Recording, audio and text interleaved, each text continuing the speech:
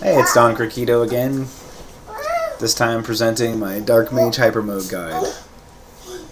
Here's the before and after pictures for what you do in an invasion, just a quick example there if you want to stop at it. And now we'll demonstrate how we can level a boss with it. Buff, cast Affinity, cast Drags, swap both off. If you can manage to get it to dual Marions on both hits, you can do upwards of 6,000 damage, which, even to Lord Gwen, pretty much annihilates him. Okay, so here's an example of buffing up right in front of people. I cast Tears first and don't bother with the Sunlight Sword buff because, I'm buffing in front of people. Not honestly exactly sure why they just let me do this. But anyhow, after we're into critical health, we swap the Bloodlust for the Marion, and we swap the Lloyd Sword Ring for the Red Tearstone. And I probably should have chugged here, as you'll note here in a second. And now for the gloriously underwhelming damage that is caused when you hit an NPC. By the way, watch out for NPCs. They can be harder than phantoms. Can't one-shot them, as I just demonstrated. He had maybe half of his health left and had no problem leveling me. So you can opt for either Tears of Denial or Power Within. I personally prefer the overkill that comes with Power Within. It's nice of them to buff it. Although if you don't have time, it's better just to swap to the Marion just in case, like I do very, very briefly before I actually hit it. Right there. Should also keep in mind that the damage that you're working with is such overkill that it's never really over.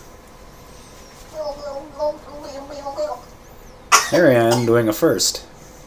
A posthumous win. Really did not think I would pull that off. Sometimes you pointlessly cast Power Within afterwards and waste the fact that you don't have the Marion in your hand. And sometimes you don't even need it at all. Of course, you can regen that lost HP as needed by using the Chime Webinar. Now, as for casting Soul Drags, since you won't always hit with your affinities, you can try to swap. And this isn't always possible, but anything further away than about the distance I was right there, it's totally possible. And as you can see, I can do 1200 plus on an unbuffed cast with it. Can only imagine what a buff cast would do, but they're a little more difficult to pull off on human players than bosses. Should also keep in mind to always have a cat ring as a hyper mode character in general, because the slightest little fall will pop tears and or kill you. Also, as you can see, a buffed up cast can pretty much level them even if you stupidly forget to switch to the Marions like I just did. You can also get lucky and have yourself knocked into hyper mode like I was right there.